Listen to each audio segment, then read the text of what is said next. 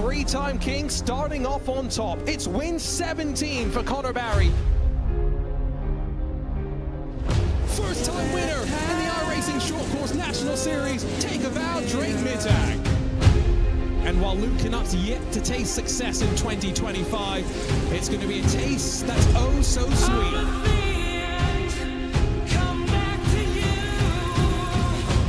Swain's not going to stand down. To the line, a photo finish. Her first win in the National Series. Crystal King gets it done. It's taken a while for Josh Edmondson to crack the victory circle. Winning the war, Drake Mittag, the 2025 iRacing Short Course World Finals champion.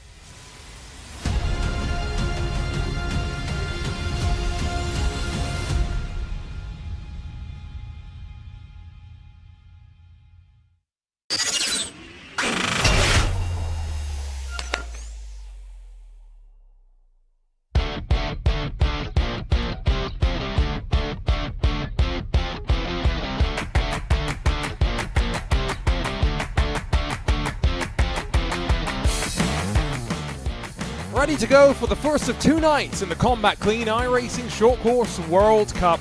And while tonight might be qualifying night, high stakes to set the show for tomorrow, the big night, and the champion will be crowned. Hi folks, welcome along to RaceBot TV as we get set to bring the short course action back to you all.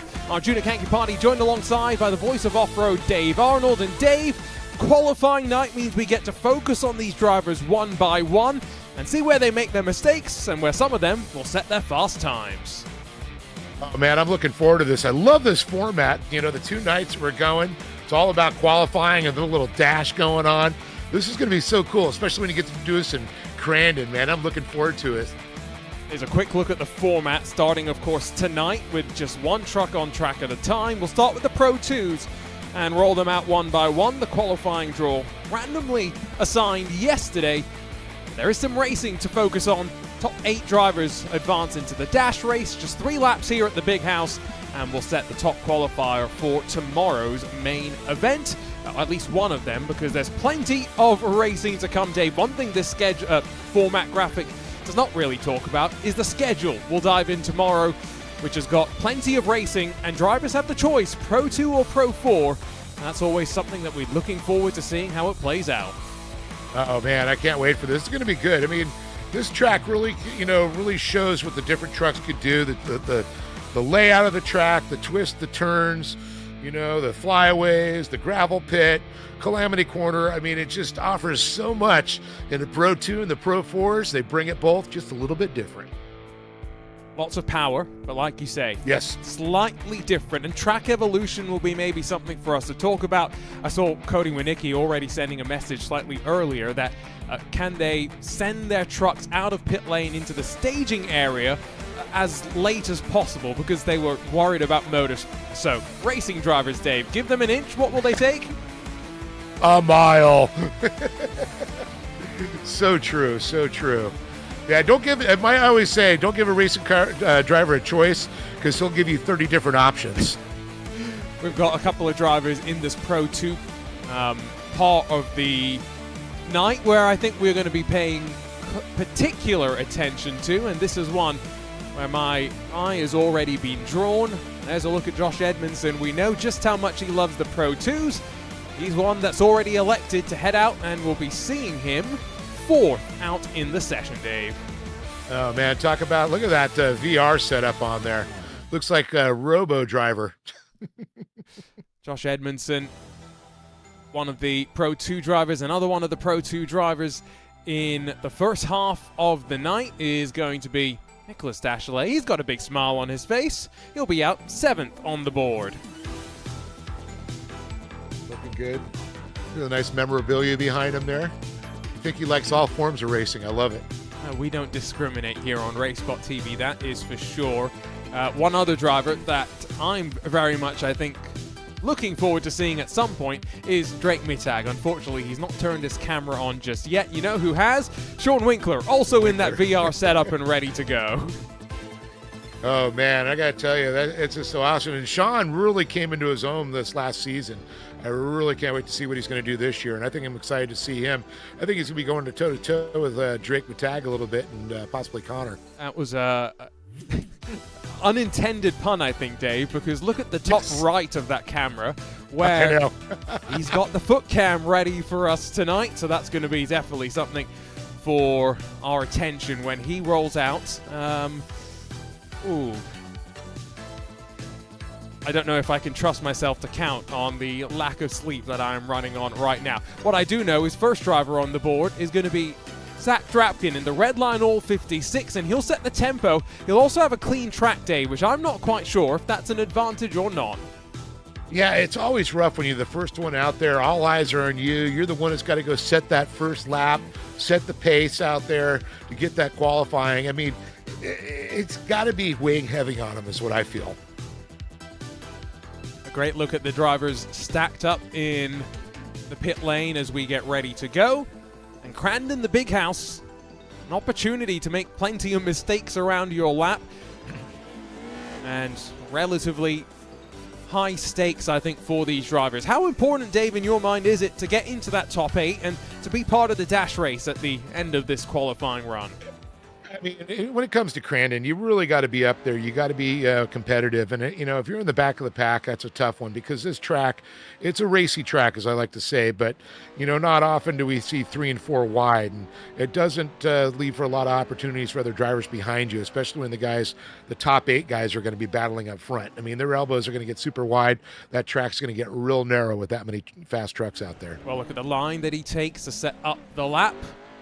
And two-wheel drive power, remember, to open up the night. Zachary Drapkin slides us into the first of our qualifying runs. It can be hard to be nice and tidy through the opening section, but now get the truck straightened down as you put all that power down through the rear wheels and swing back up on this back straightaway to one of the trickier parts of the lap in this truck. Yeah, you can definitely see the lines he's taking. He's looking for a quick line, especially in that start. Here we go into Cowboys corner, slides it around nice recovery. The track looks like it's in pretty decent condition. Looks like he had a good drive, good traction coming out of that turn there. And this is the fast one, the Forest County Potawatomi turn number 1. High speed through here, 80, 90 miles an hour. Close to 100 as they get going there, as they get to the barn. They get ready to the big sweeper there. The Ponzi turn set up here, the VIP skybox. This is where the real important is setting up for the gravel pit here. Just 2 corners left to go. He goes a bit deep, but not necessarily the worst thing in the world. He's not the most impressed based on that camera reaction. Yeah. Big fan in the background watching along as we sweep through the final corner. This is a much tighter line, and benchmark on the sectors on the bottom of the screen as a 1:18.436 will be the first time on the board. Yeah, you could tell he was not satisfied with that one at all. But you know what? The number 1 fan keeps on spinning back there for him, so it's got to be a little happy. It's my favorite pun just to throw in there when the drivers make it so easy. Fast and frenetic here today already.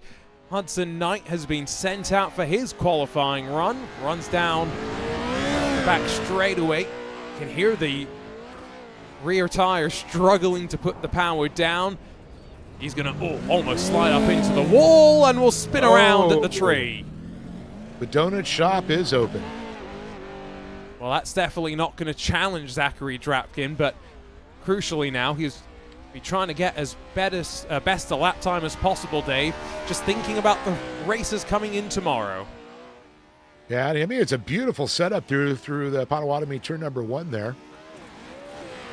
Looks like we got another truck on the track behind him. I think one by one we're going to throw them out there, so we'll cycle through maybe the final part of the lap.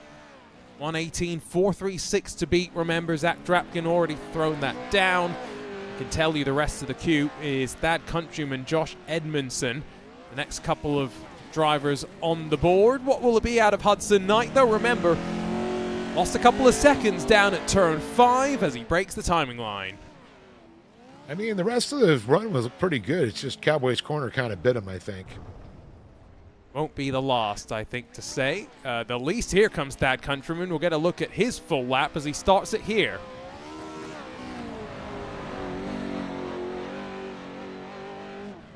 Concentration on Thad, though, you can see it. Just of note, Hudson Knight's time did not count, so I'm not quite sure if he hit a wall or something, Dave, but he's going to be starting from the tail end of the field. Will Countryman survive? We've already seen one driver around, survives a bit more safely. That was actually a beautiful entry through that turn. Entry and exit, I should say. Tell you what, let's see if this graphic is going to end up being correct. There's no way he's going to do it in a 1:13, so I'm going to remove that from our minds. Slides his way through the long left-hander, and this is one of the places where Pro 2 versus Pro 4, there's going to be a big difference, Dave. Yeah, I really believe it is, and especially early on. Beautiful shot there of the suspension, how it's working. See those A-arms? It's just amazing replication that they do. I mean, it is just textbook, just like in real life. That Countryman, we know how quick he can be, but that was an awkward final corner. Yeah. 118, 392. We'll see him punch his way to the top of the board. This is going to be a close one if they keep on going. Especially with who is due up next. Someone who self-admittedly prefers driving these Pro 2s over the Pro 4s. Well, no surprise that Josh Edmondson has elected Pro 2s as he slips his way through turn 3. Yeah, you can already see him head shaking there. I didn't like that turn. I didn't like that setup. And that's one thing. Qualifying lines very much differ from your race lines. Ooh. Bogged down there. No reaction, though, fortunately. So maybe didn't lose too much on that delta, which all iRacers, I think, will have it on in this pressure-filled of a qualifying session. That's nice and tight to the inside as they sweep towards the left-hander. I guess in qualifying, you really got to throw all the caution to the wind at that point. You can just see he was just riding that nose right up against the wall. Just he came around the barn turn by the skybox. And let's see the gravel pit. It's going to be a real important setup here. Seen a couple of drivers go out wide, so that's something for us to keep our eyes on. Power down, almost hits the inside as he runs through the final jump into Calamity Corner. Our camera crew has a great shot of Edmondson in VR breaking the timing line, and the first driver down into the 117s with an 8.90. Yeah, the rest of the corner, they looked really good there. It sadly started to bog down a little bit coming down. There might have been the wrong gear selection, but still the quickest time out there. Next up, is that Matthew Lindy. Yep. Team Watson Racing 333 hits the board. We've seen him get stronger and stronger, not just here in short course, but in rallycross racing as well. And he's got a big margin now to slot in between Edmondson and Thad Countryman, Dave. There's only 400ths between Drapkin and Countryman, but there's a full half a second between Edmondson and the rest of the two drivers right now. Yeah, that's a big difference. It's a tidy lap so far from Matt, I've got to say.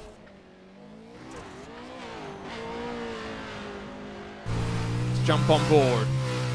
2 corners left, and look at him balance the car with the steering.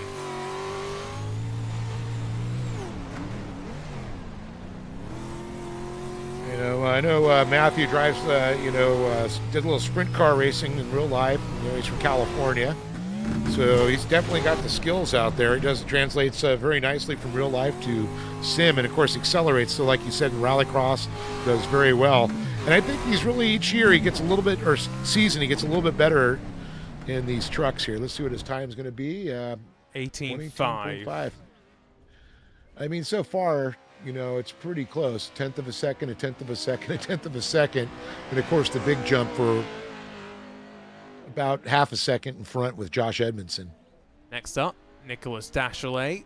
Seen him across the iRacing Pro Series, as well as the various incarnations of this iRacing Short Course National Series as well. Chucks it in towards what is going to be one of the trickier turns as it slicks up as well, but no trouble there for the 23 as he powers down, hugs the left side of the track, and will tip the car in down the hill. Beautiful line coming out of that turn 1.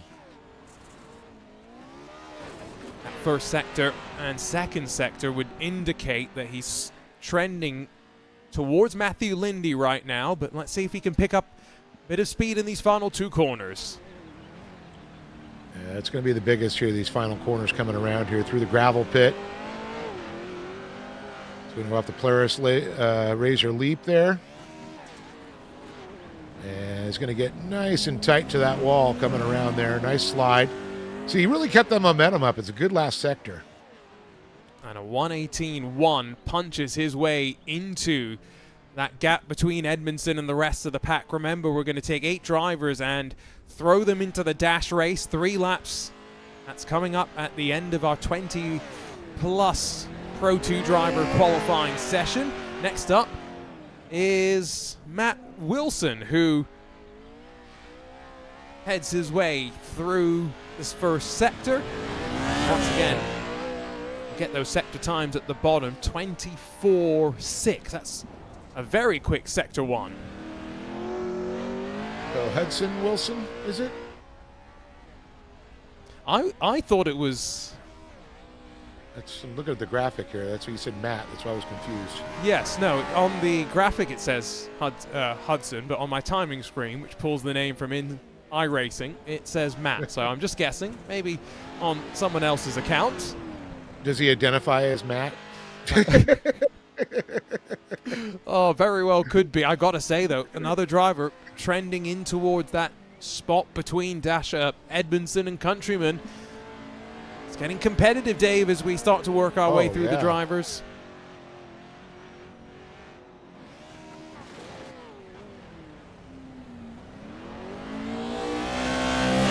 Struggled to put the power down. The Chips Ahoy machine.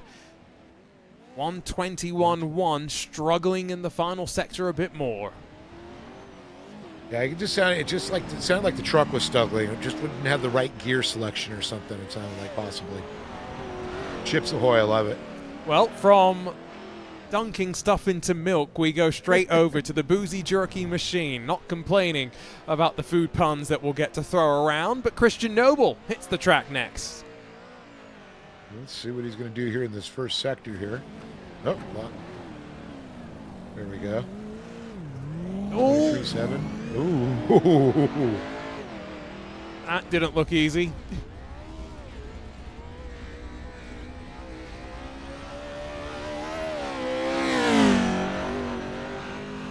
Just misses the apex, but a little bit slower in sector 2.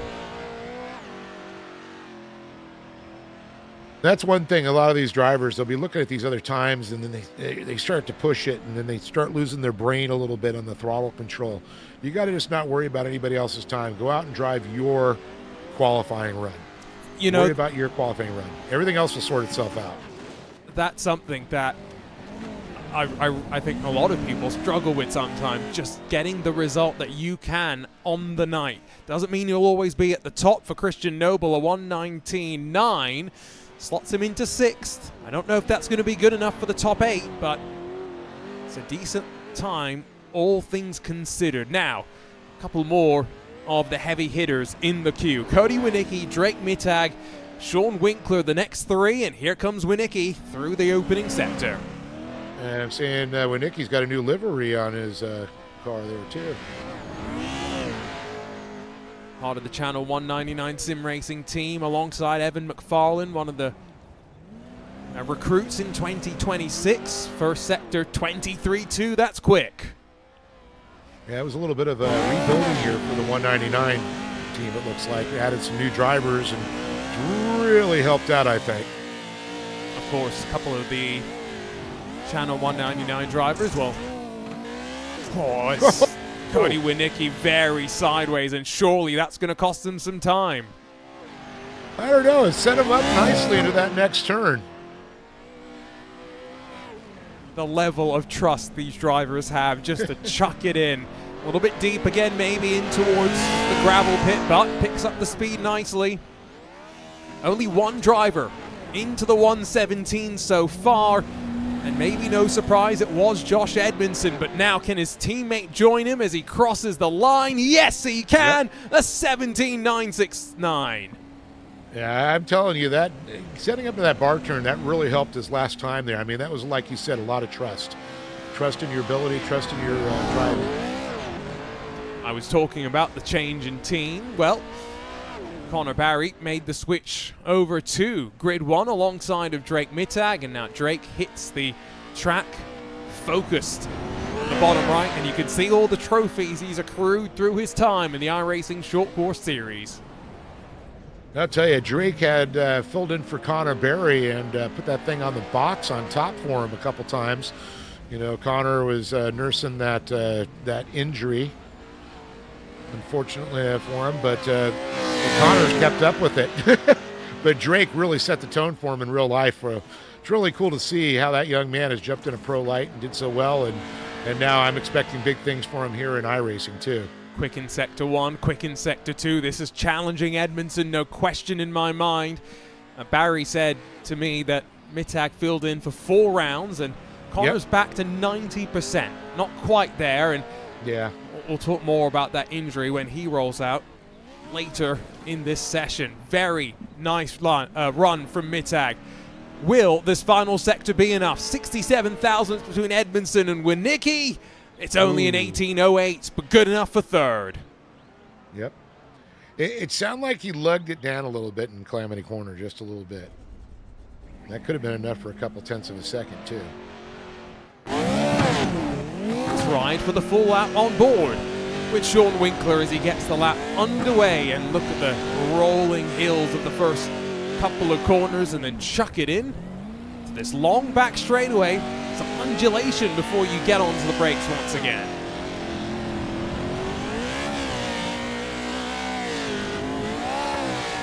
Let's see what Sean's going to do here. Nice setup coming in. Look at the feet as well, don't forget. Left foot braking, no question there.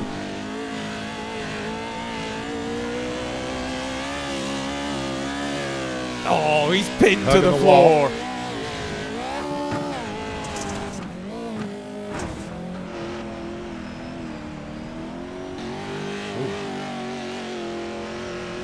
We saw that from Winicki as well, Dave, don't forget. So clearly these drivers have maybe figured something out. Chucks it into the gravel pit, locks the steering to the right. You just hear the struggle, putting 900 odd horsepower through those rear 2 tires. One final corner and only 2 drivers sub 118. Sean Winkler, 117.9. He slots himself to second. You know, I think if he would have, I think he lugged it down just a little bit there. He probably could have picked up the fastest time there. Well, so close. There's the reaction. There's the reaction from Sean Winkler after jumping his way to second. 300ths off of Josh Edmondson, and someone, Dave, who we've said over the last 18 months continues to get better and better. Oh, yeah, looking good. Scott Merrick there, the 310 machine. Ah, that was a nice one through Cowboy Corner. As a look at the look of focus.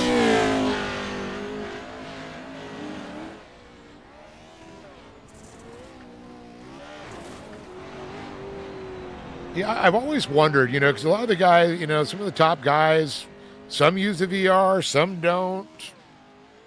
I guess it's what you're used to, and I don't know. I don't know if I could do the VR myself.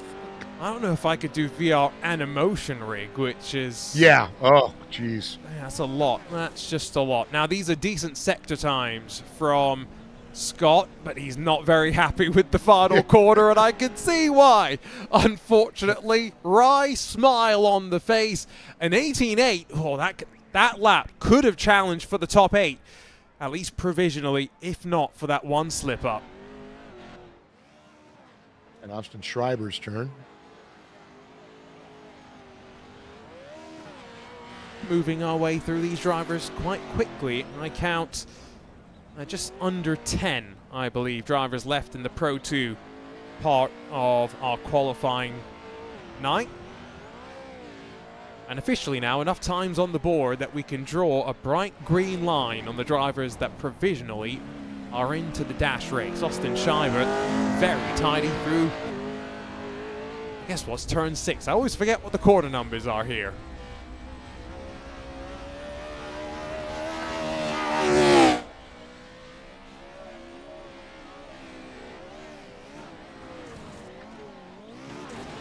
Oh, man, nice flyaway there.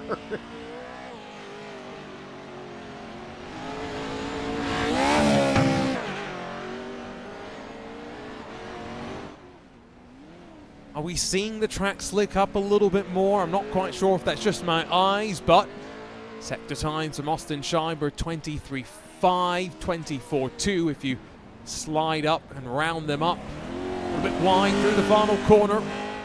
And our 12th time on the board. Oh. Slots into 8th for now.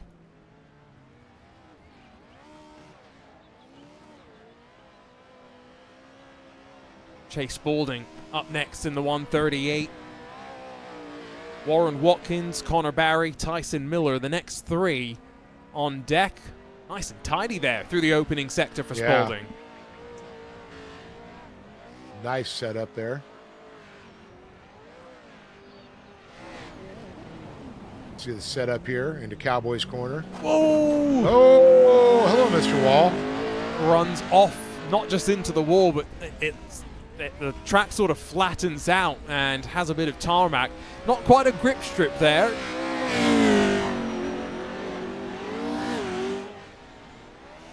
Definitely heard that bumper scrape, though.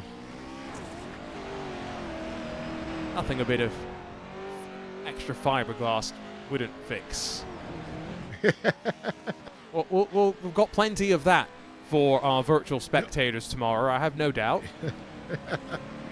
Oh, I think elbows are going to be out, and I think there's going to be a lot of souvenirs, as we like to say. Oh. May have hit the inside wall there, running such a tight line. Rotates the car nice and early. It's going to be a 119.2 for Spaulding, which jumps him to 11th on the board. Warren Watkins in the number 18. He was in our YouTube chat a couple of moments ago. Slots in from viewer to active participant now. Nice. I like the GovX on the side. GovX.com. GovX.com. Hey, you don't forget. Commercial stuck in my head now. Exactly. You don't forget a good commercial.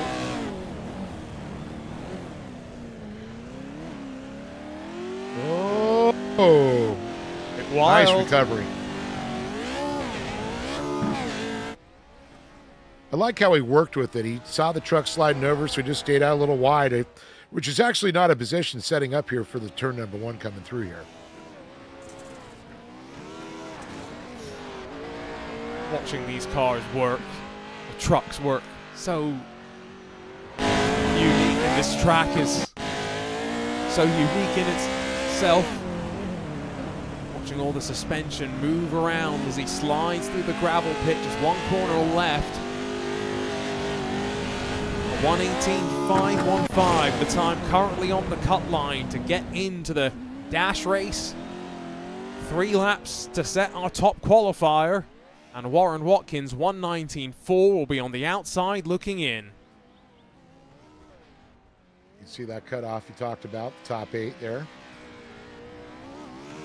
All right. And here Connor he is. with the PV. Yep. The man, the myth, the young legend to be.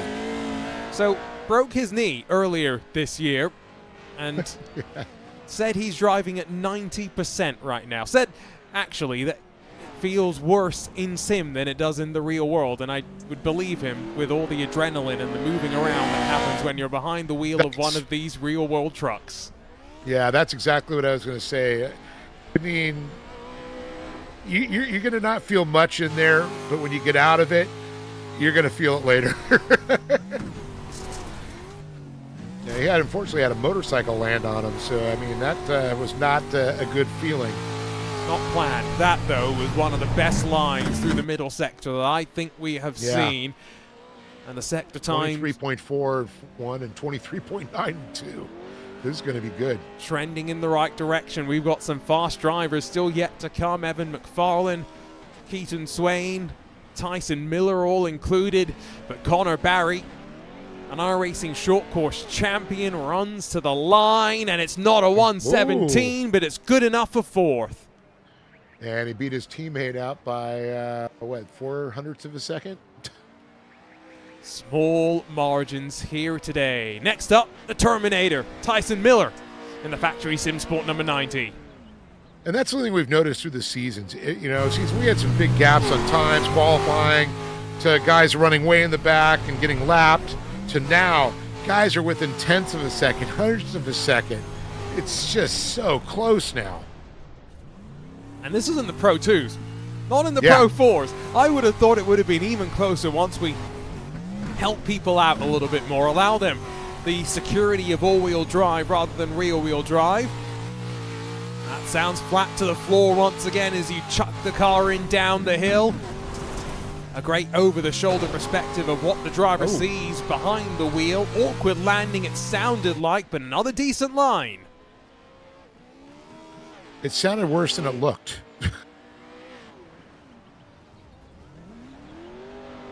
Part of the Factory Sim Sport team there. Really have started to slick through some of these corners. Straights not so affected. Just one final turn to the right for Tyson Miller and the Terminator. Looking for better than a 1:18.4. It's a 1:17.8. Straight to the top of the board. He says, I'll be back. Evan McFarlane up next in the Channel 199 machine. Now, Josh Edmondson had said that he thinks Tyson and Keaton will go faster. Does he think conditions are faster now, or does he think they have a little bit more speed left to show? Yeah, I was thinking, like you said, it's starting to slick out a little bit with all the marbles being thrown on there. You can see the roost coming off the truck. That lays little balls on the track and just kind of like racing on marbles. But I'll tell you, usually the track starts out a little slick, a little, when it's first groomed, and then it finds its happy spot, and then it starts to deteriorate. So it's like the three evolutions of track. Well, I can tell you that Josh Edmondson thinks the track is still getting faster, and the drivers still have a little bit more left. It's a little bit of column A, a little bit of column B. McFarlane, all the track used as he sweeps through the penultimate corner. Sector 1 quick, Sector 2 maybe a little bit slower than some, but as he connected all the dots, just one more pitch to the right, goes out wide a little bit more as he tries to V his way to the line. And another one that struggles to break into the 117s and just slots into the top 8. And that pushed that Countryman back a little bit there. He's now the first driver on the outside. Can Matt Lass in the patchwork, Daniel Newman Racing 198, interrupt the 0.3 of a second that cover the front 8 drivers right now? Remember, you'll get another chance to actually be the top qualifier in our 3-lap dash. Ultimately, Dave, you're just trying to be in the top 8. Yeah, that's the biggest thing there. You see the cutoff line there, the green on the timing screen there. Countryman just outside the bubble there.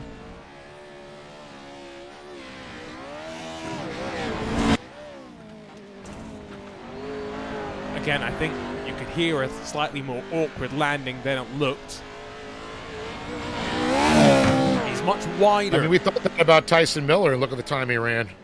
That's what I mean. It clearly doesn't mean anything too bad. A little bit wider compared to what we saw from Connor Barry. Tyson Miller maybe a bit more in the middle compared to both of them. One final corner for Matt Lass. Well, once again, little bit awkward putting the power down, and a 119.5 puts him to 16th. It means next driver in focus, it's the Sim Coaches 21, Keaton Swain out on track. Yeah, this is going to be very interesting with Keaton. He's always so fast out there. And you've got to watch everybody's lines. And I know Keaton's got his lines in his head, though.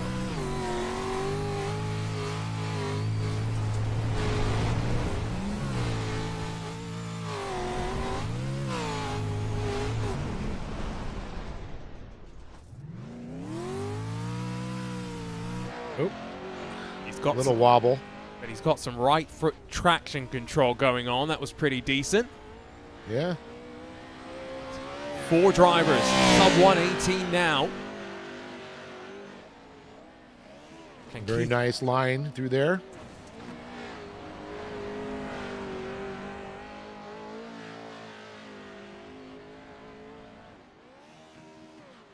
Just 4 drivers left after this.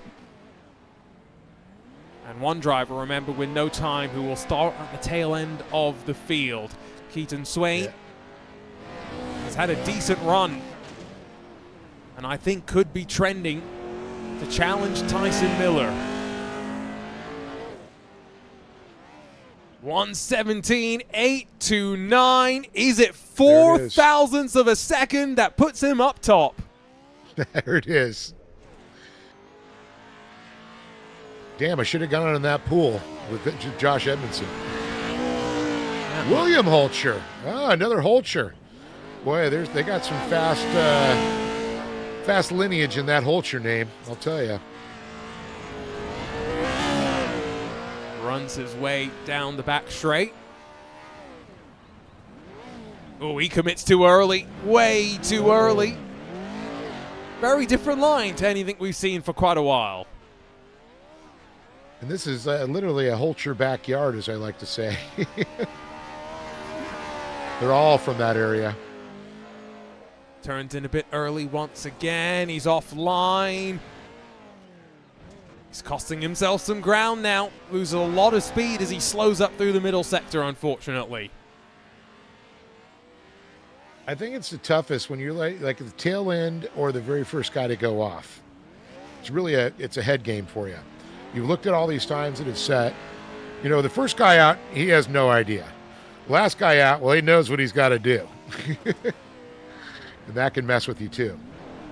So we got 5 drivers in the 119s. Will William Holtzger join them? No, it's a 120. Puts himself into 19th. And with just 3 drivers left to go, Alexei Vigent is up next as he slides his way a bit wide out through turn 1.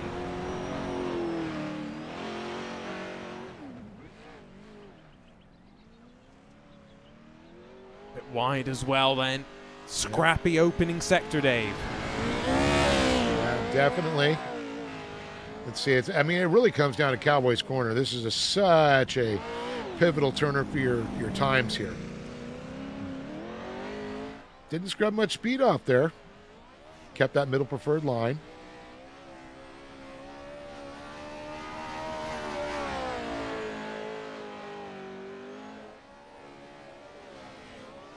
After this, Brandon Fourcade and Carson Hill left. Oh, lands on the front wheels, bounces awkwardly, scrubs a bit more speed.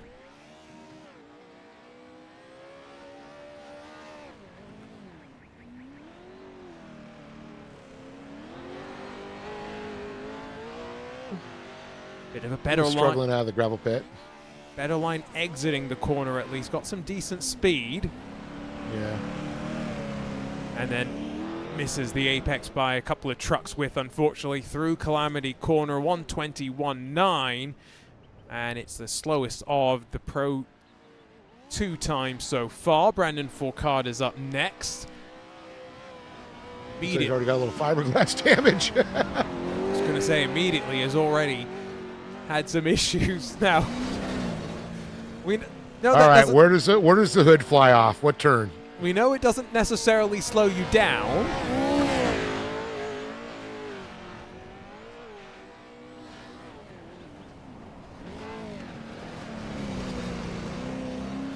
Ooh, out wide. Ooh, yeah, a little struggling on that one. Now, I don't think we've mentioned it so far, but drivers are going to qualify in the Pro 2s and the Pro 4s. If you're just joining us here for the Combat Clean iRacing Short Course World Cup, but later today, or tonight, they will have to elect Pro 4 or Pro 2 in our World Cup race. You'll see the lap time slightly different, but we'll have a gap between them when we start the race. And it's such a fun and unique format that replicates the real world. Brandon Foucault's had a tidy lap, all things considered. But with the fiberglass wobbling around on the front end of the truck, what's the 40? It stayed on. What's the 43 being able to put together? It's a 129.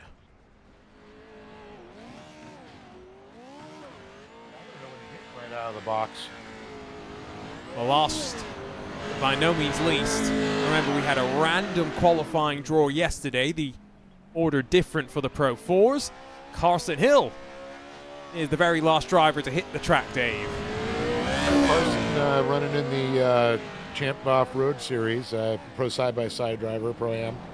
I believe Connor, I think he's at the second points. I remember he was a little kid racing. And boy, he's just still a little guy, but man, the kid's a terror behind the wheel. Not going to be able to show you sector times right now, but let's watch the lines. That's very good, dropping down through the right-hander.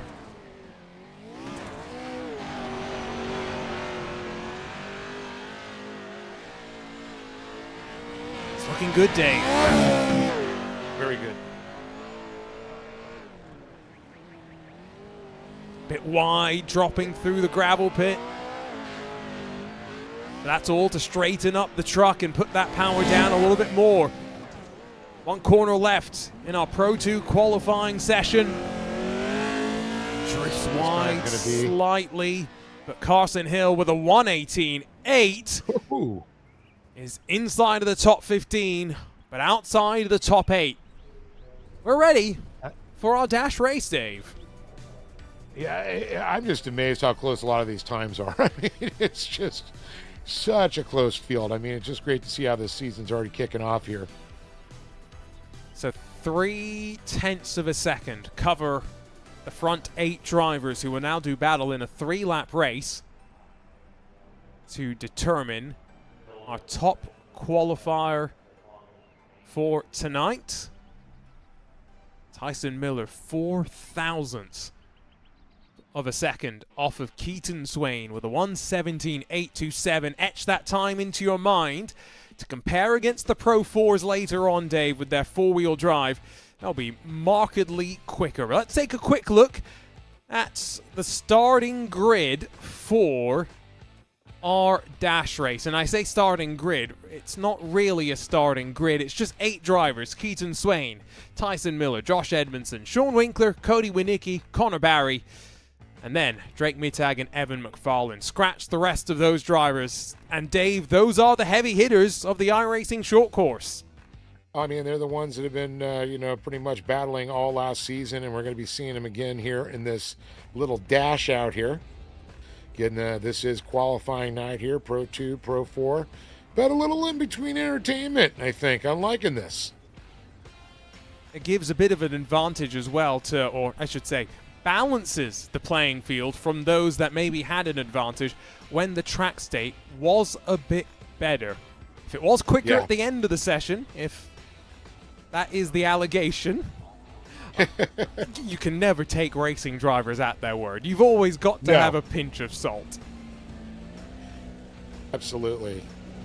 Is it kind of like the fish was this big when I caught it? Exactly. I think that was also part of what the drivers had talked about pre-event with when will they be allowed to head out and finalize their setup options. Racing, though, for the first of our 2 dash races tonight. There's contact on the inside, and Keaton Swain's going to get pinched. That means Sean Winkler gets the whole shot as we drop down through the first right-hander.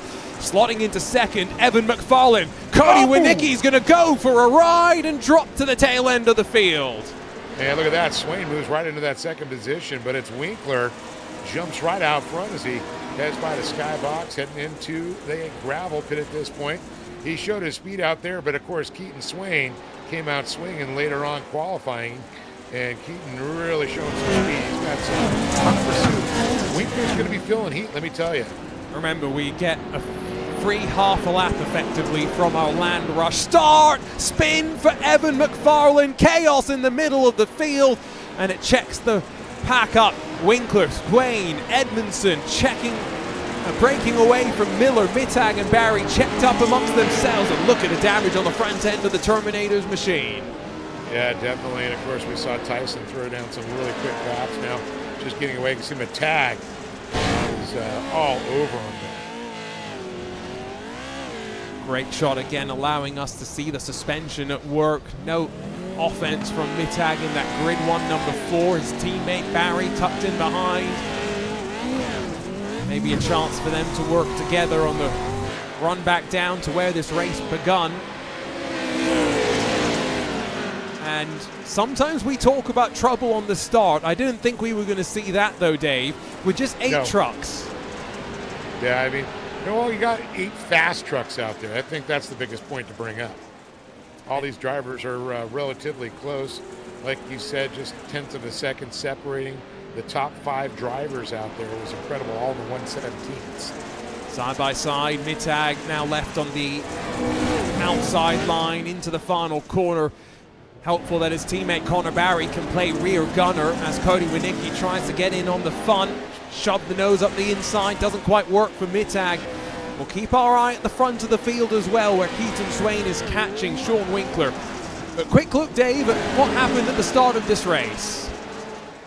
Now let's take a look at this one here. You can see, of course, everybody got a good drive. And oh, there it is. Readjusting of the attitude of the truck. Just the smallest of pinches, but the biggest of consequences. Through Cowboy Corner, they slide once more. Let's check in at the front of the field with a lap and a half left to go. Keaton Swain is caught back up to Sean Winkler, who will be looking nervously over the shoulder. Starting to run a bit more defensive, and you can see the line that's been worn into the track since the start of the qualifying runs. Yeah, I think Winkler's elbow is going to get about 10 feet wide. As you can see, inside, outside. He's showing him, looking to the inside here. Kind of like a drifting competition side by side. Very nice. Good run up the inside by Keaton Swain, but it's going to be tough coming to this next turn. Swain's going to push him a little wide there, coming into Clabity Corner there. And it's a hard one to pass through there on the outside. Josh Edmondson's close, through turn 1. Keaton Swain still was there. And now, side by side, they run through the opening sector. White flag out. One final trip around the 1.5 mile big house. And only 2/10 cover these two drivers as they run side by side. Back down to Cowboy Corner, and Keaton Swain shows himself to the inside. Yeah, he's trying to fill that line there. He's going to try and shove him wide here. You can see coming in there, tries to push him out there. Swain with a nice move to the inside. It's going to be a drag race coming out of there. Winkler with a good jump here. He'll have that inside line coming up to that Forest County Potawatomi turn number 1. Oh, and he had to lift. We saw it on the foot cam. And he's now left on the outside of the track through the long left-hander. He'll try and cut back underneath, but Davies running out of time as Keaton Swain retakes the lead. Oh man, Swain went the long way around, made it happen there. That's talking about some smooth driving. Is into the gravel pit at this point. The final lap, the white flag, always the most exciting one here. You can see Swain, he gets and fills that line on Winkler. Winkler's delegated back to that second position, and there's not much he's going to do as they head into that final turn. Well, it's a preview of what's to come tomorrow, but the top qualifier in Pro 2s is Keaton Swain. He did it in 1 lap, he did it in 3 laps as well. Very impressive there. Can't take away from Winkler there. I'll tell you, Winkler's not going to make that mistake a second time there. Most importantly, like you say, lessons to be learned for tomorrow, and things that these drivers will file away. Only one of our drivers did not see the conclusion of the race. Ultimately, a relatively clean run to the checkered flag. Swain, Winkler, Edmondson, Mittag, Barry, Miller, Winicki, and then McFarlane. And then the rest of the drivers actually ordered in their qualifying position. So let's quickly run through them as well. Dashley Countryman just missing out on the top 8 dash race with Zach Drapkin. First driver on the board, 11th for him, Austin Scheiber, Matthew Lindy. Carson Hill, Scott Marek, Chase Spaulding, Warren Watkins, Matt Lass, Christian Noble, William Holtger, and then just 4 more drivers. And then only one of these drivers did not set a qualifying time. Well, that was fun, Dave. Should we do that again with the Pro 4s? Yeah, well, I was really thinking about what you talked about, top 8 drivers. Of course, with this, type of start that we have, I think anybody on the front row has an equal chance. We've seen guys take it from the outside. We've seen guys from the middle. And, of course, the pole position, always the favorite. But that's not always the one that's going to be out front leading. And because we are 10 wide, it makes pole position relatively unimportant. So, yes, we've got plenty of racing tomorrow as well. The Pro 2 and Pro 4 Cup races before the World Cup itself. Only two of those races will have the competition caution. That does not include our World Cup race. If you're just joining us, welcome to RaceSpot TV and to the Combat Clean iRacing Short Course World Cup. We've just finished our Pro 2 qualifying runs and the dash race in the books as well. It means we'll get to do all the same for Pro 4s. 4-wheel drive, same sort of horsepower, and we're going to see times tumble from the 1:17.8 that were at the top of the board for the Pro 2s, Dave. What are we thinking? 2.5 seconds, maybe? I wish I had a frame of reference. I was thinking even faster, actually. These Pro 2s are so fast. I mean, just like we've seen Pro 4s when you get into competition, they're a little bit slower when they're out there, but I've seen Pro 2s and Pro 4s run pretty damn close times at other tracks around the country. Now, Crandon, very special. And I think the Pro 4s do have a little, like you said, more of an advantage with these twists and turns, especially the 180s that come back around. But I'm thinking 2.5 seconds, maybe. We'll see. I think I trust you more than I trust myself. The drivers will be loading into the session, getting themselves ready to go. We've got to do the same thing here on RaceSpot TV. Don't go anywhere. More qualifying night action to come here in the Combat Clean iRacing Short Course World Cup.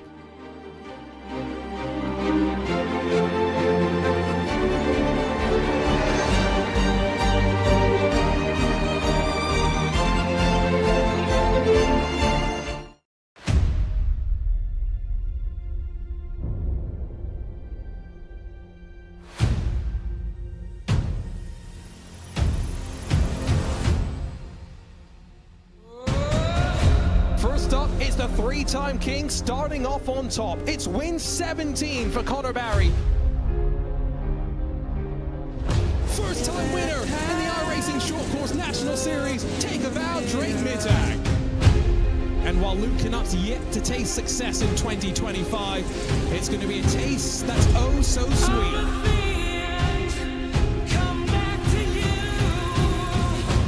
Swain's not going to stand down. To the line, a photo finish. Her first win in the National Series.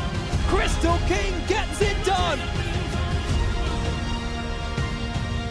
It's taken a while for Josh Edmondson to crack the victory circle. Winning the war, Drake Mittag, the 2025 iRacing Short Course World Finals champion.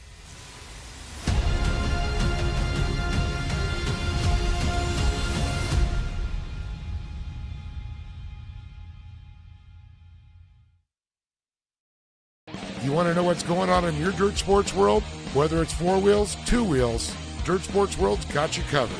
From the dirt to the dunes, we bring you the latest action in racing, to lifestyle, the newest parts, the newest vehicles, and what the superstars of off-road are up to.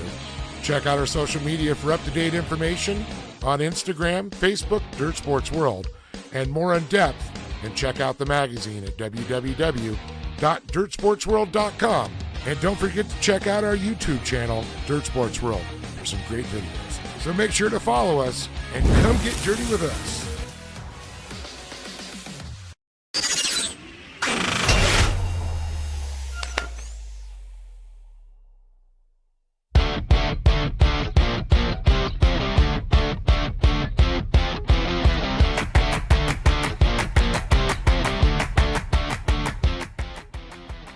Time to ratchet up the tempo with the Pro 4s in the Combat Clean iRacing Short Course World Cup qualifying night. Pro 2's qualifying results now settling in the dust. Time to write the second chapter of the first night of competition. Arjuna Kankipati joined alongside by the voice of off-road, Dave Arnold, as our second part of the evening continues. Dave, and I think this is where we're going to see who is focused a bit more on the Pro 4s versus the Pro 2s. Yeah, it's going to be interesting. I'm kind of excited to see how this is going to shake out here, especially with the drivers. And, of course, you have to get a whole new mindset when you get into a Pro 4. I mean, everything changes. You know, how you drive the truck, it's a different animal. Oh, I'm just going to jump in a four-wheel drive. Well, it's not that easy. Change of mentality, change of mindset, maybe change of setup as well. That was something I was talking about briefly in the previous part of our night, Dave. But if you're going out at the start of the session versus the end, the track might get a little bit more slicked up, and you better have the right setup to adjust for it. Now here's the question. Have they reset the track again, or are we going from qualifying to racing to another qualifying and all the same track, or is it a total reset for them? It's a total reset. This will be a brand new session. Okay, so we really get to pay attention if the later on guys are quicker than the early on guys. We get the word that it was likely to be faster. Let's see if we can catch up with our top qualifier in Pro 2s. Now joining us, Keaton Swain, and that Sim Coach's number 21 factory SimSport machine. Keaton, it was an interesting Pro 2 session. Talk to us first about the qualifying run. Quickest in the one-lap session. Did you get everything out of the car? No, definitely didn't. Had a couple of mistakes there on that lap, but luckily I went in the later stages there where the track was pretty good, so was able to sneak by there in P1, which, you know, was fortunate, and then that put us P1 for the start of that dash there. You say the track gets better at the end, but what does that mean? Are you just getting time, or are you feeling a bit more grip the more the track kind of conditions itself? Yeah, once the slop comes off the top and it gets worked in, it's definitely got a lot more grip. You can feel it, and then it ends up, you know, there's a point where it's gone too far and it's too slicked off, too blue grooved. So there's kind of a sweet spot, and I think right about where I went was about when the fastest the track was going to be. Obviously that got lucky with where that put us in the lineup to go out that late. And Pro 4s versus Pro 2s, which one have you been spending more attention on? Have you kind of already decided which one you're going to elect for the World Cup tomorrow? Yeah, I prefer the Pro 2. I haven't driven much of the Pro 4 recently. I haven't really driven much of either, but I prefer the Pro 2, and I always take a head start. There we go. Keaton Swain joins us, top qualifier in the Pro 2s, and already indicating which way, Dave, he's going to go. Yeah, it's always my favorite, you know, just like the cup races we've had over the years in real life. You know, we've seen Pro 2s, you know, stay out front and win, you know, because there's so many trucks to go through, and you got to fight your way. The Pro 4s got to fight their way through the Pro 2s. But like you said, they're a little bit quicker. It's just whether or not you got that gap to make it through the trucks. He says he likes a head start as well, which I think is interesting because I was taking a look at the practice times, Dave. 1:15.1 compares to the 1:17.8, so we're about 2.7 seconds quicker, so you're about right on the money. Yeah, that's what I remember from in real life. And that's one thing I love about iRacing. They have taken all the factors of real life off-road racing, just like in every other aspect they've had. You know, from the track conditions to the humidity, the heat, you know, everything that affects the truck and how it drives, and how the track affects the truck and how it drives, they've taken into account. And that's what's just amazing. I mean, it is just so spot on. I literally forget sometimes that we're looking at a screen. This is just, it just brings back so many good memories of the heyday of, you know, this style of racing. It just mimics it to I mean, it's video games have come to life. See if we can catch up with a second driver while we wait for our Pro 4 qualifying runs to begin. Sean Winkler joins us in VR. Sean, hello. That was Hey, Sean. That was a great effort in the Pro 2 qualifying. Talk to us about how that went from your perspective. That was, I got a way better start than I thought I was going to get, so I was just kind of holding on for dear life, and, Keaton's got a lot of speed, so congrats on the win to him. But, yeah, I think we did as best as we could out there, all things considered. Sorry, I'm trying to listen to see where I stage up here. Going behind Evan, doing a little. Oh, yeah, there we go. All right, on our way. Yeah, no, it was good. I enjoyed it. Hopefully you put on a good show for you guys. What do you think? It was fun, and we appreciate you multitasking for us. We asked Keaton this. We're going to ask you this as well. Pro 2 versus Pro 4. Have you already decided which way you're going? I have. Yeah, I'm taking the Pro 2. I like this truck. I'm going to run it. It's going to be awesome. But for better or worse, we're going to see how it shakes out, but I'm going to run the Pro 2. There we go. 2 for 2. Always appreciate your time, All Sean. right. Best of luck tonight. Yeah. Thank you, good sir. luck, Sean. We'll catch you next time. Well, so excited, Dave. He's ready to go, that's for sure. So does it mean you rather be the rabbit than the dog chasing the rabbit, or the coyote? I mean, and the roadrunner? I work in the world of endurance sports car racing most of the time, and the amount of talk of track position makes me bored. Same talk here in the world of short course, apparently.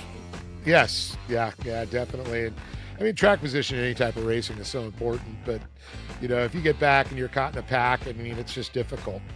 That allows, that's why sometimes we'll see guys bunch up, and then you get 1, 2, maybe 3 drivers that just start to pull away, because everybody's battling back there. When you battle, you slow down. You're not running your race, you're running someone else's race when you're fighting with them. Which is probably even more true, I would think, in the Pro 2s versus the Pro 4s. But I guess maybe these drivers are going to be smart in the World Cup race and not fight. But I think I've learned my lesson on assuming with drivers. Here we go, Pro 4 qualifying session. And already we know that some of the drivers are not going to be running in this during the World Cup race. However, they will run in the Pro 4 Cup race, which does include our traditional composition caution to pack the field up. So if you don't qualify well, you'll get a chance to be reinserted into the mix. Scott Marek in the Coast to Coast 310. He's the first up on deck. So we've switched up the qualifying running order here. Yes, another random draw done last night. Got it. I can tell you DraftKings probably celebrating not going first again. Well, I can tell you. Go ahead. I was just going to say, because what Keaton said really was going, he felt at the track really later on. And I talked about the evolution, to burning the slop off to the perfect until where it gets, blue grooved hard, the marbles build up, and it gets really slick out there at the end. I was just going to say the next couple of cars were Tyson Miller, Kendrick Cargill, and Cody Winicki. So we have a handful of fast trucks to head out at the start of the session. There's no question about that. 22.8, the first sector. Scott Marek about to hit the timing line for sector 2. Another impressive landing through the jumps. 23.4, the first benchmark there. Just 2 turns left. And we're seeing about a second quicker than a Pro 2 time that we saw in these sectors for qualifying. So it's kind of judging there, second and a half, 2 seconds. And it's going to vary from every driver, I'm sure. Let's take another look at Scott Marek because, he's dressed up for us in the second part of the night. 1:16.1 is the first time on the board. But, you've got to have fun. If you're not having fun, you're doing it wrong. I always love a driver with personality, man. It's just so awesome. It makes me smile. It really does. It's such people are like, oh, that's silly. No, you showed you have personality. I love that. That's why we love some good nicknames as well. Tyson Miller, the Terminator, heads down to Cowboy Corner. You can really see how the lines change in the Pro 4 too. I mean, just so much more confidence going to Cowboy's Corner there. You just know that truck's going to hook up, say that middle preferred line.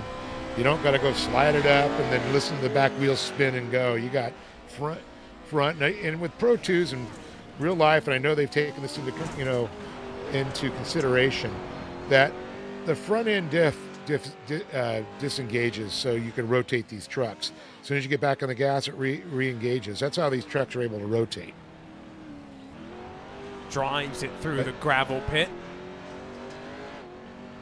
That corner is yet to be as slick as it was during the Pro 2 session, but we've been told that the track just improves as we get deeper and deeper. Tyson Miller, second on the board, and a 1:15.9. Now, Connor Barry in practice set a 1:15.1. I'm not quite sure if that's where they're going to get in the qualifying session, because it's very different when you get just one lap, Dave, to put the lap together. I'm kind of curious if anybody's going to get sub 115. 1:14.9 something. I know it's possible. Tyson Miller was second in the one-lap qualifying for Pro 2s, finished the dash race in 6th. Let's see how his time will stand up once we run through the Pro 4 session. Oh, Cody Winicki. Oh. That didn't look ideal. No.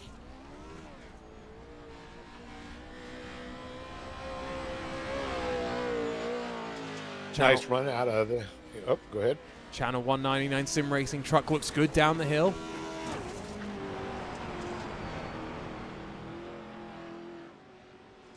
It's a good line through there.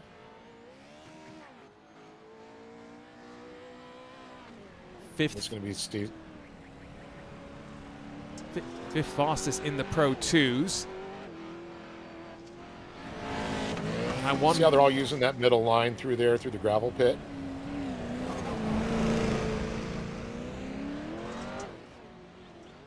Third time on the board, 1:15.6, fastest so far. You said Connor did a 1:15.1? That's what I saw, 1:66, yes. Okay. Pickup sticks. Nicholas Dachelet. Dachelet, yep. Jinx. Let's take a look of concentration as he works down the back straight.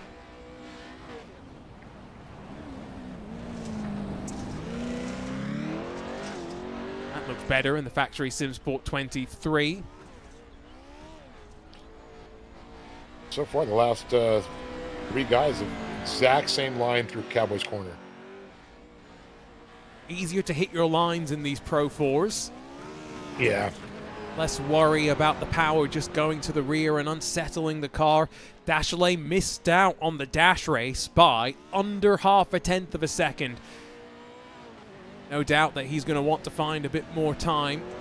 Sector times at the bottom trending in the right direction. And anything I think 1:15.6 or better will be good enough for those front 8 spots.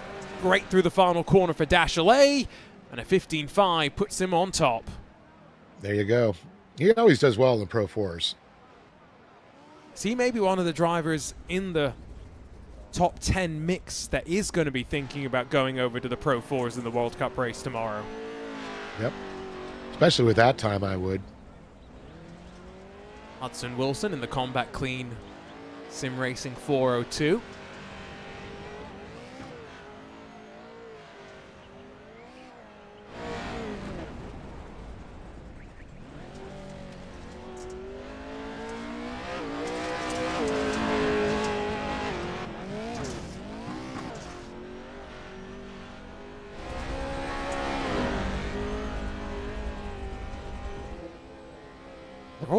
All running similar lines, Dave. That's what I'm seeing. I was just going to say that too. I mean, it's a preferred qualifying line. I mean, we're not going to see those same lines in racing because obviously with other trucks, you're not going to be able to occupy the same space at the same time. Some minute differences then. It's execution between the drivers that makes the difference. As Hudson Wilson powers out to the final corner. That's a little wide, a little wild. Struggling to put the power down, and it's a 1:18.3. That it's definitely, unfortunately, not going to be good enough for the top 8. So I know the combat clean, that was, it's something that's so often from off-road racers. I mean, what a great fit for this. Cleaning up your vehicles, all the different washes that they have. Get that mud off. Of course, I'm sure it was all figured out on the, from cleaning the race vehicles. I think there's got to be a better way to do this. Best thing about iRacing is you don't have to do any of that cleaning. Well, it's a push of a button. Exactly. Makes it nice and Reset. simple. Decent run out through Cowboy Corner for Christian Noble and the Boozy Jerky racing machine. Never going to miss the front end of these trucks. I love it. This is where Hudson landed a bit awkwardly. Christian lands a bit more reasonably. Good line by Noble coming out of there.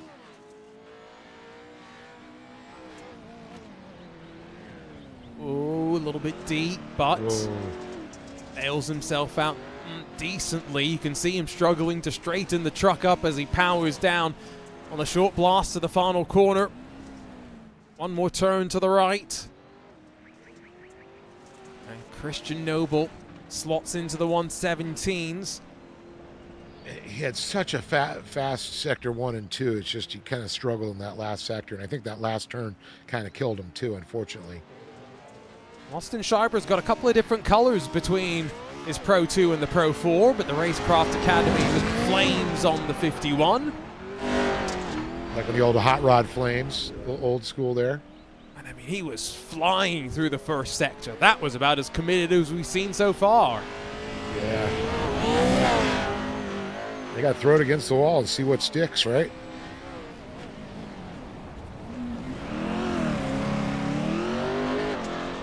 Oh, beautiful exit out of Cowboys Corner. I'm glad you and I thought the same. That was about as tidy as we've seen today, I think. Yeah.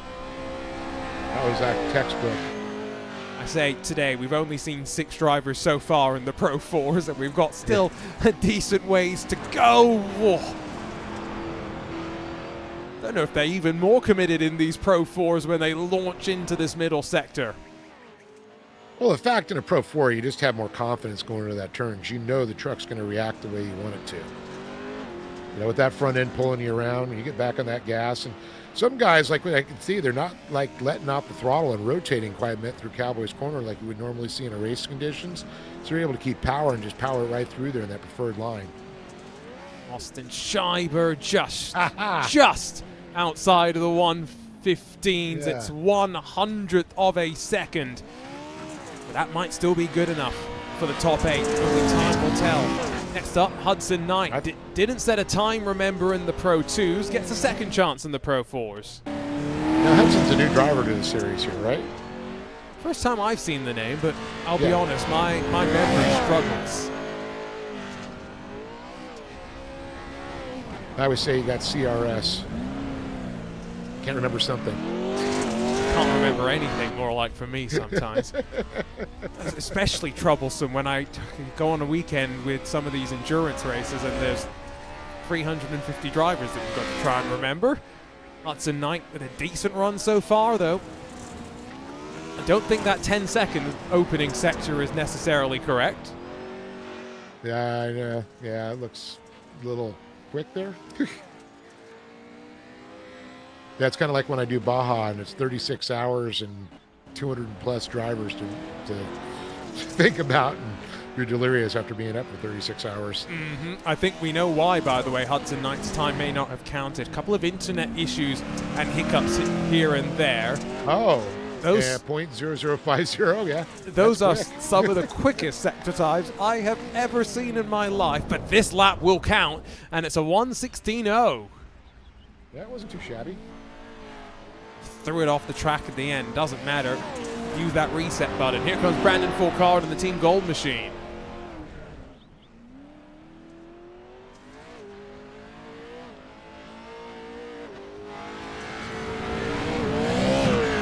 Now those shift points.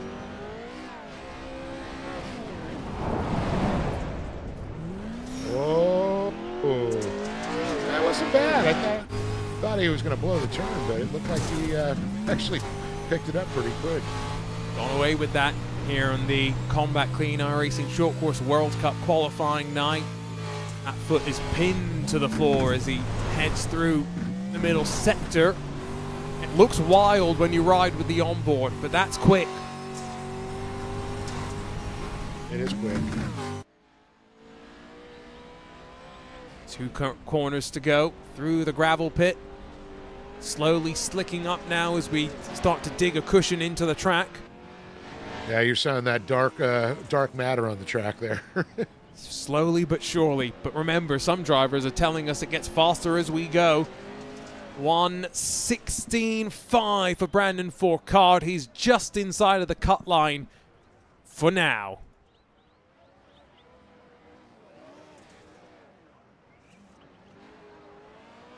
That was a hard hit coming out.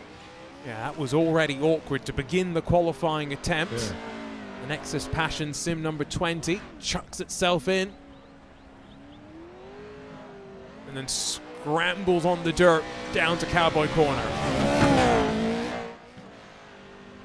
Yeah, that's one thing about Pro 4s. You gotta, you know, they'll do where you want, but you gotta finesse them.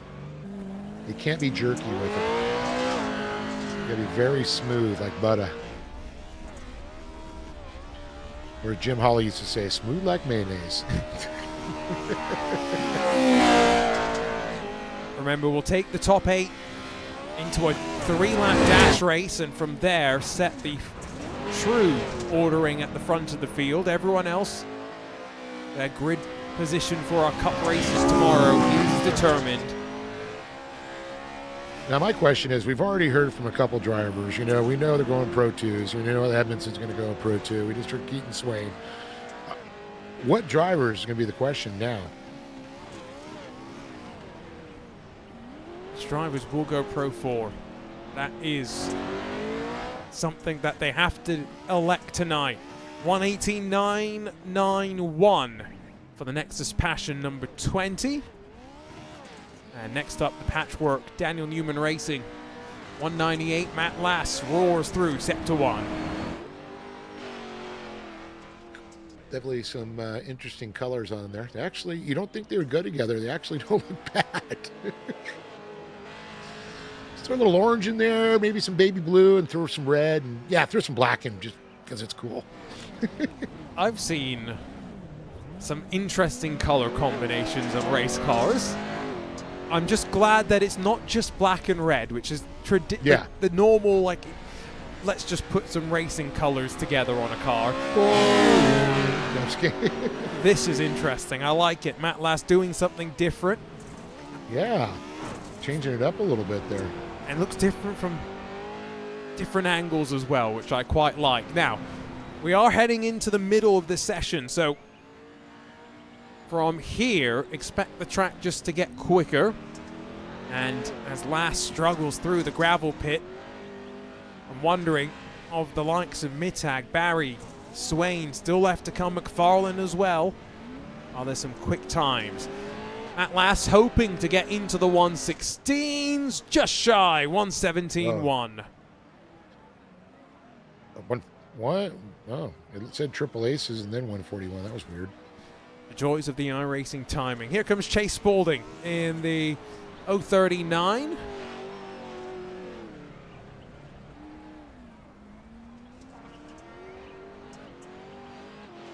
Next up in the qualifying queue, Keaton Swain, Drake Mittag, and Warren Watkins. So some quick drivers coming up. Boy, Keaton got that sweet spot again for qualifying, it looks like.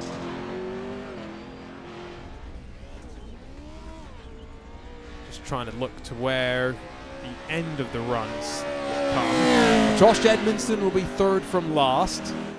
So he's got a chance to take advantage maybe of some track conditions. Which really won't matter to Josh because we already know the man's going Pro 2. But it will matter for the Pro 4 Cup race tomorrow. So that's right. That's true. That's true. There's still something for these drivers to focus on. Spaulding out of the gravel pit. It's another nice line, actually. You can see the truck straight as it heads to the final jump. And now just the gravel pit. One final twist of the right to go. And again, targeting 116s if possible, a 116.543. And Chase Spaulding is in the dash race now.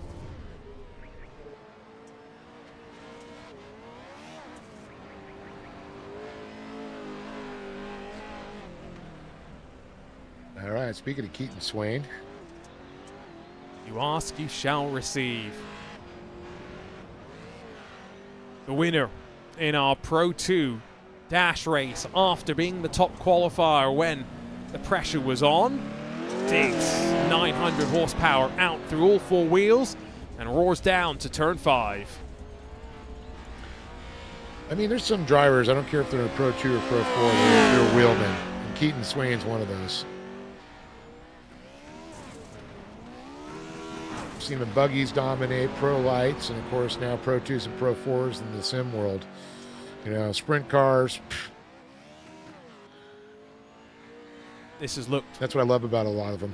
What's that? This has looked pretty perfect. The way he landed off the jump was all four wheels flat to the ground, and now one final corner to go in that Sim Coach's number 21, the factory Sim Sport driver.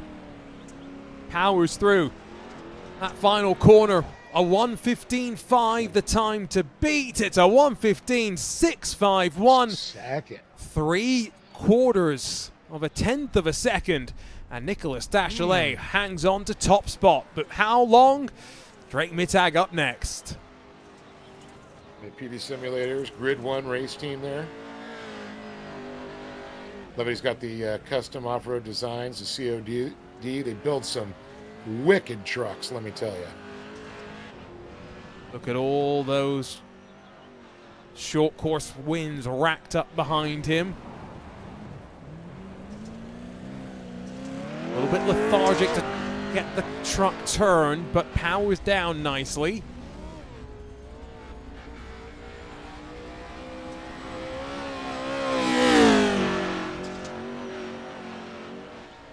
Looking very, very good. Very good, yeah. I was just thinking the same thing.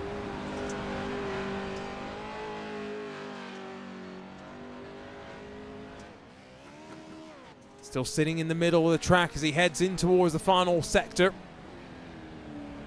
Slowly but surely, that cushion more and more digged in through the gravel pit. I just love seeing the roost that they're throwing off the back of these things. You can just see the power. Very tight to the wall. One final corner and another driver into the 15.6s, and he's 8 thousandths quicker than Cody Winnicki, but it's only good enough for third. So old Nick threw it down there. All right, Mr. Watkins, what do you got? Govx.com, Govx.com. Is this just an iRacing standard paint job? He's got Exalta, the paint company. Yeah, that's definitely in the iRacing paint shop. Yeah. Maybe GovX has joined them as well. I got to say, of all the iRacing paint designs, this is great. And if it's I like it, actually. Yeah, if it's not standard from iRacing, Warren's got some good taste. Through the middle sector.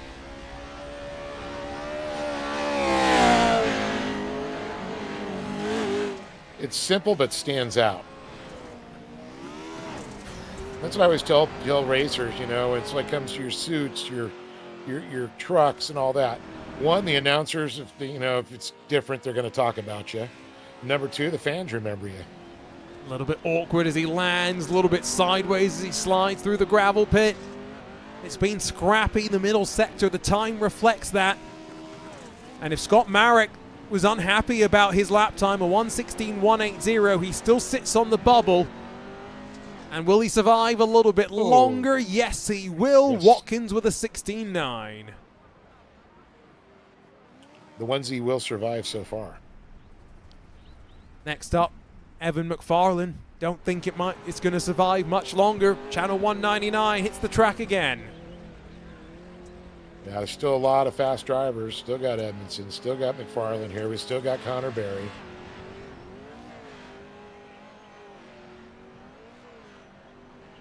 McFarlane effectively filling the seat of Connor Barry. That's a big role to fill, but he did so quite impressively in our Pro 4 Short Course National Series earlier this year, Dave. Oh, absolutely agree 100% with that one. I think it was a smart choice to move. If you're going to lose, a talent like him, you added a very good talent for sure with Evan. 2 quick sectors for Evan McFarlane, out wide through the long left-handers. Is that in recognition of the track state? He goes into the cushion and then drives out of it. Great exit speed. Out tight now into the final corner. Will he stick? Slides his way my. through. Looks very, very composed. 15.576 to beat. It's a 6.67. He bumps Mittag from third. Still waiting for a 1:15.1. And what magic did Connor Barry wrangle up in qualifying? Sean Winkler, what an impressive outing from him in the Pro 2s. What's he got in the Pro 4s? Well, definitely he showed his wherewithal, and I mean, we already know he's choosing that Pro 2, but I think he's going to be fast in the Pro 4.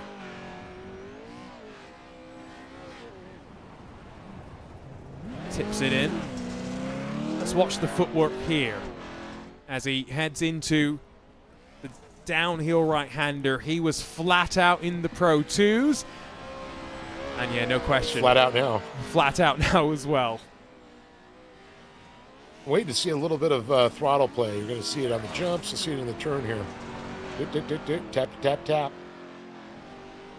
And then just pinned. Sector 2 he lost a little bit. In fact, Sector 1 he might have lost a little bit as well. I don't think Winkler's necessarily displacing Dashalay.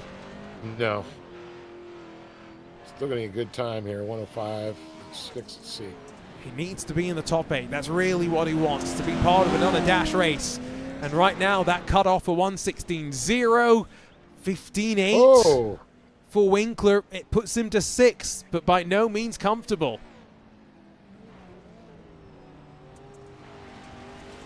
And next on Definitely deck, to push Knight. Ooh.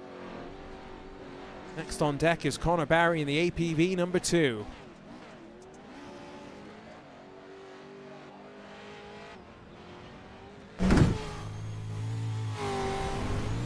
Heads down the back straightaway into Cowboy Corner. We've shifted the dirt there around so far. 18th driver on track right now.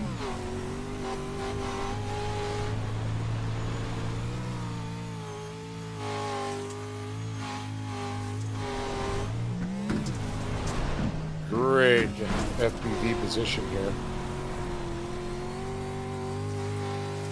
Different line to what he did in the Pro 2s, though. So Barry adapting to the different truck, something we said might be a bit of a challenge. Slicks himself through the cushion and now powers down. Was that a slicky pun?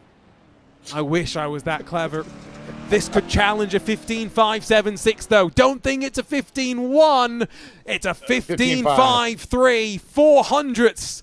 Barry to the top. Damn, Gina. Zach Drapkin first up in the Pro 2s. He's 19th now in the Pro 4 qualifying draw. He's been sitting and waiting for a while. Well, the good thing is he didn't have to do anything because he made his bed beforehand. That's good. I wonder if his #1 fan is still working in the background. He didn't leave him yet. You see he's got his leash on. Oh, you give commentators an inch, we'll take a lot. Oh, yes, we will. We're just like racing drivers. The red line, all 56, through the middle sector. Let's take a look at the sector times. Bottom left, about a 10th or 2 off in Sector 1. Sector 2's pretty quick, though. Yeah, definitely quick. I mean, the 22.654, that was what we saw pretty close to the last run there was with the driver 23. So let's see if we can get this one. And Zach has been killing it in the Red Line Pro Buggy at the Championship Off-Road Racing Series. See if it carries. Lots of podiums. See if it carries forward. The Terminator Tyson Miller's on the cut line with a 1:15.925. Drapkin through the final corner, a 15-7. Oh! He jumps up into 7th, and the Terminator displaced from the dash race. He's got to be feeling good about that one. Still got I mean, 5. Look at this times. 10th, 10th, 10th, 10th, 10th, 10th. Still got 5 drivers to go, Dave. Matthew Lindy, Thad Countryman, Josh Edmondson, William Holker, and Carson Hill. There could be more bumping to come. That's pretty cool to see another Holcher out here racing with us. Matthew Lindy in the 333 Team Watson Racing, powered by Track Racer. Heads down in towards turn 5. Sector 1, about the 10th quicker than Zach Drapkin, but Drapkin was so good in Sector 2. I think he made most of his time at Cowboy Corner, and Matthew Lindy's lost that 10th in Sector 2.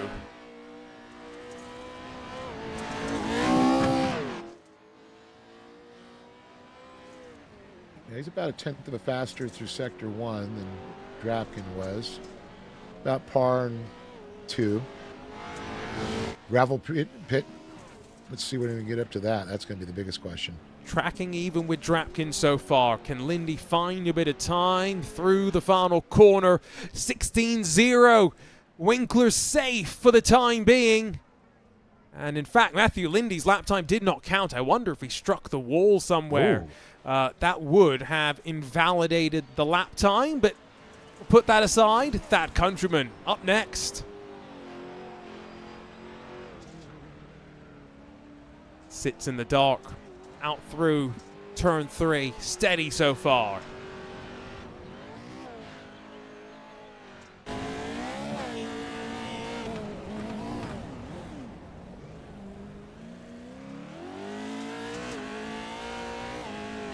Drives deep through Cowboy Corner, but Sector 1 in the right place.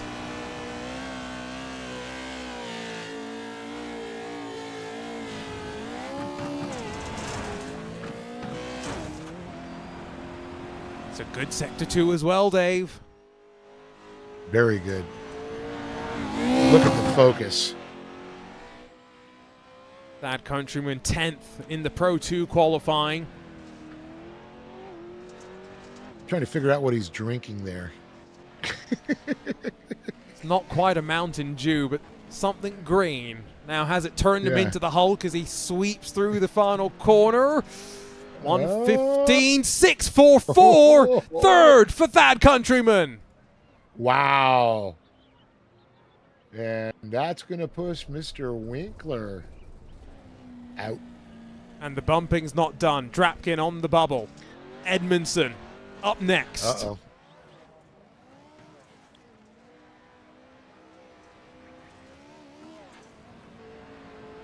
We have no doubt that Josh Edmondson will choose the Pro 2s in tomorrow's World Cup race. No doubt in my mind on that one. All right, this first sector is going to be key.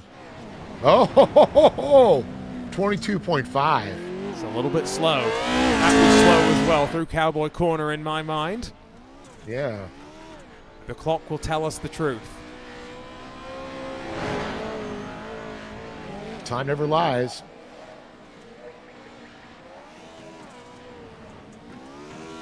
Nice landing in the middle sector as he found a bit more time relative to the competition. He's a 10th down on Drapkin so far, I think.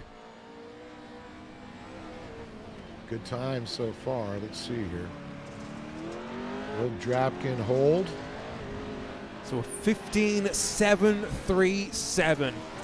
And Josh Edmondson pushed to the max through the final corner. Car behind us catching him. Wonder if that's distracting him slightly as he sits in VR. 15.604 to third. Second. Wow. Another 10th. So we got a 1:15.52, a 1:15.57, 1:15.6, 1:15.640. Geez, Louise. Well, that other truck was a driver I'm not quite sure was meant to be out on track. William Holker now running down in towards Cowboy Corner. I remember William used, I believe, I know he's like 170s. He ran the 570s. He may have moved up, but he's one of the younger Holchers out there. Runs down the back straight, 23-1 in Sector 1.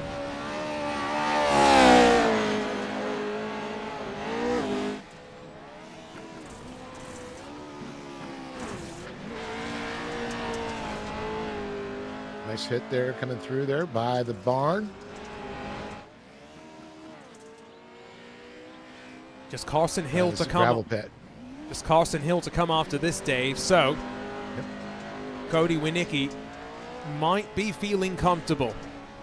That means a 10th and a half splits the front 8 qualifiers. A little bit out of sorts for Holker as he slides through the final corner, landed uncomfortably. That did not help the case.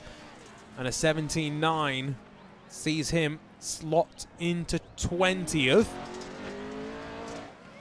And now just Carson Hill. Another side-by-side racer. I'm loving all these real-life racers coming and doing the sim. I have seen it do wonders for a lot of these drivers in the sims out here. So the more the real-life sim racers come in, or drivers come into the sim, it only helps their program. And really teaches throttle control. I think they're also getting exposure to the amount of talent that exists in the world of sim racing. Yeah.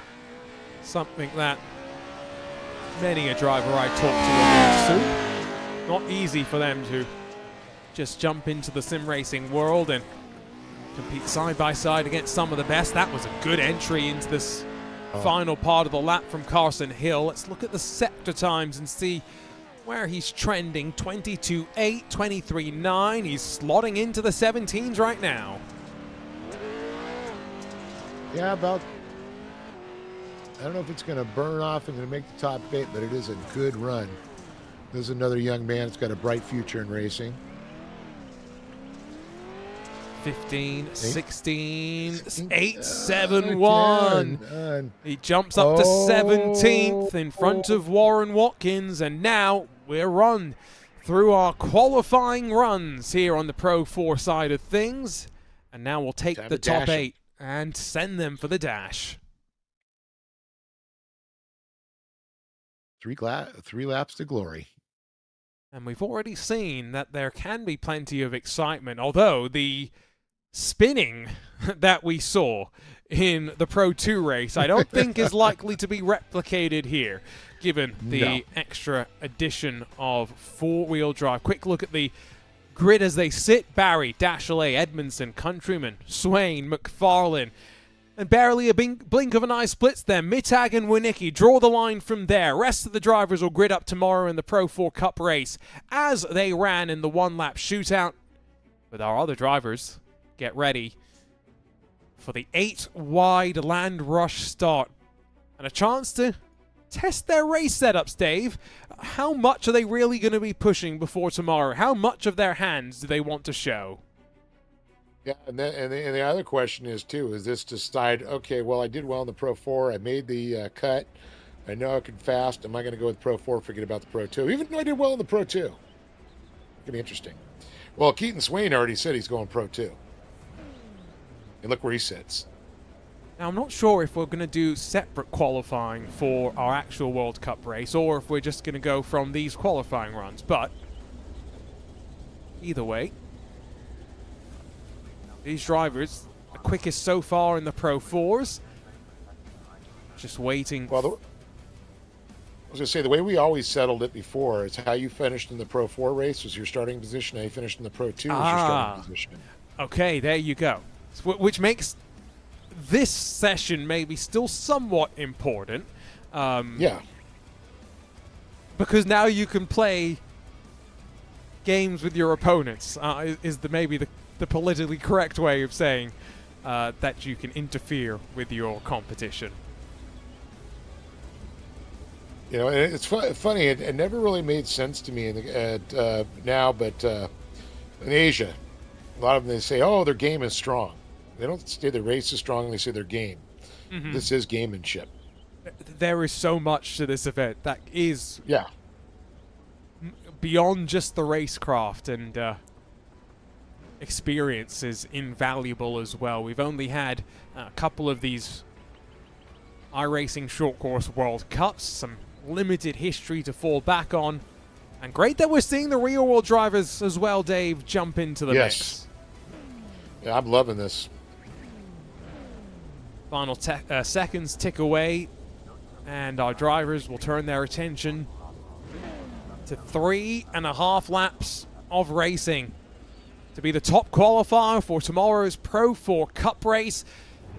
It's the Combat Clean iRacing Short Course World Cup qualifying nights. It draws to an end, and look at the land rush start as we sweep down to the opening corner. It's the whole shot on the inside. Connor Barry will convert to the lead, but challenged around the outside by Dashley. Holds the inside up to the next corner, and they sweep their way through. Nicholas Dashley takes the point as Cody Winicki's in the wall. And look at this, Swain running right behind Barry there. Barry almost landing on our leader there. Oh, this is going to be a good one. Yeah, definitely you saw a little bit of wall action back there in the start. But Nicky, unfortunately, got to wonder if there's a little damage or it just slowed him down just a little bit there. So, close half a lap of racing and officially lap 1 begins. Dashley, Barry, Swain, Edmondson, now Mittag up to 5th. McFarlane, Countryman, and Cody Winicki not totally out of the mix, even with being shoved into the wall. Some fiberglass dangling on the front of Mittag's truck. Barry shoves it up the inside, doesn't quite work at turn 3. And he is literally glued to the back end there of Dashley. Makes a run.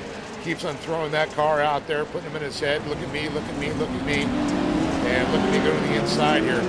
Now this is going to be curious. If Connor can get up there established side by side, but it looks like Dashley is going to run up right up front. Now you got to wonder, what is Swain going to do when these two start battling toe-to-toe?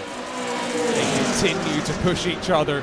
Great thing about these short races is these drivers know they can afford to scrap. They don't have to worry about the time they give up when they continue to be wheel to wheel. Our track evolution may be playing a part as well, let's not forget.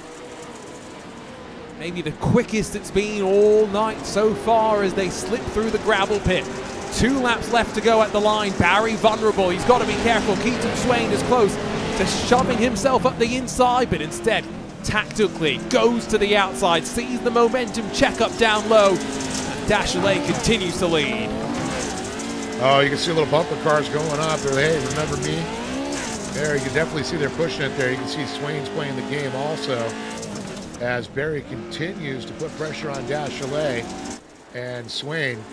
I mean, they're trying to force somebody into a little bit of a stake there. You talk about, you know, things that you can learn in the world of sim racing, dealing with mental pressure, chief amongst them. And Dashley having to sit there and absorb, does not want to be looking in the mirror. Instead, run your own lines, carry that momentum, and hope you can hold off one of the best in the iRacing short course world. Barry still struggling to get alongside. Pokes his nose inside in the air, and he's there as they sweep through the middle sector. And they're going to be side by Ponzi there, and then, of course, into the gravel pit. Connor Barry goes really wide there, shoots out. Dashley is going to slide back into that position there. And here comes Swain. Shoots through, saw that opportunity to chink off the corner and did so to great effect. Slide job from Barry as the Boozy Jerky sponsored machine tries to hold, but side by side for second. 1 lap left to go. Swain shoves Barry out of the way and slots into second, but they're still side by side. This allows Dashley to break clear. And this is what, of course, Dashley was hoping these two would start mixing up and get Barry off him. But Barry glued right back to the back porch of Dashley. As we look back a little bit here, you see Edmondson is trying to battle there as he was trying to put a foot up into inside there. Oh, contact! Oh! Dashley turned by Barry. Edmondson through past Swain as well. Former teammates side by side. The Channel 199 machine is clear, and Edmondson passes Barry for second. Look at this, the inside now. Looks like Swain's going to try and get a run at the inside of Barry. Barry's going to come and shut the door on him as he's trying to hunt down Edmondson. But it's all about Dashley right now in front, trying to run like the rabbit there. He's hoping these three will just battle it out and forget about him at this point. but I guarantee you there's 3 drivers that are gunning for Nicholas Chachelet. That's going to be Edmondson, Berry, and Swain as they come down to the wire across the Polaris Leap. Here we go into Calamity Corner. Just a preview, remember, of what we're getting tomorrow, Dave. 3 laps tonight, plenty more tomorrow. Stack up through the final corner. Nicholas Chachelet will be the top qualifier in the Pro 4 Cup during our Combat Clean iRacing Short Course World Cup. The rest of the order scrambles behind. I need to look at a replay before I decide who's responsible for what. Yeah.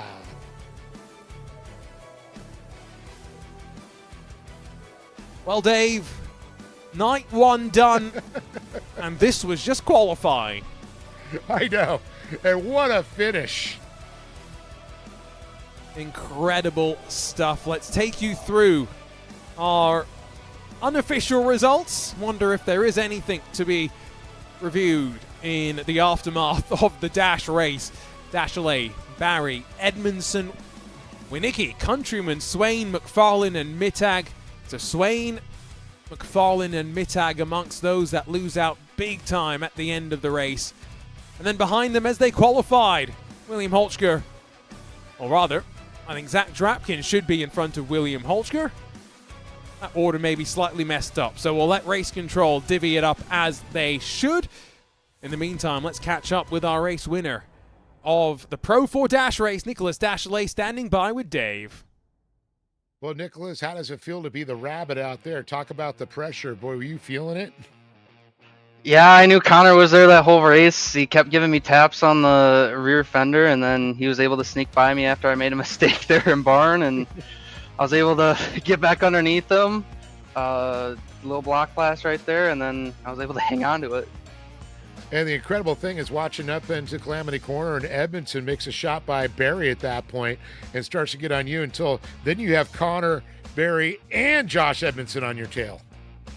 Yeah, I knew that last lap, I just had to protect the inside. I tried setting up for Cowboy to protect as much as I could, and then going through gravel and Calamity, I tried to protect the inside. Josh got his nose in there, and he wasn't able to make it stick, so we were able to take home the win. Well, definitely an incredible drive out there, and I know you probably got some people to thank for this one, because boy, oh boy, talk about not cracking into the pressure. Yeah, I just want to give a huge thanks to HW Designs, Hannah, and then Factory Sim Sport, Keaton Tyson, Tom, Terry, Plum, Crystal, everybody over there helping me out, Legion Speed Sports, everyone for putting on, Combat Clean for sponsoring this great event. So we'll see if we can get it done tomorrow night. Well, congratulations, Nicholas. A great race, and you all deserved. Thank you. Great to catch up with our Pro 4 Dash race winner.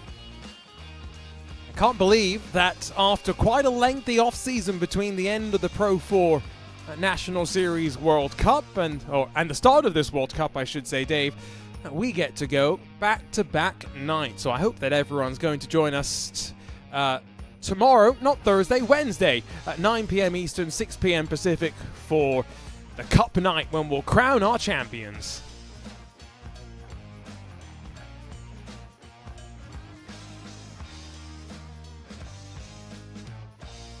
World Cup night. Get ready for more. Just lots of fun tonight. Arjuna Kankipati alongside of Dave Arnold in the RaceBot TV broadcast booth. Join us tomorrow for all the action as we crown our champions. But for our team behind the scenes at RaceBot TV, we'll see you then. See you.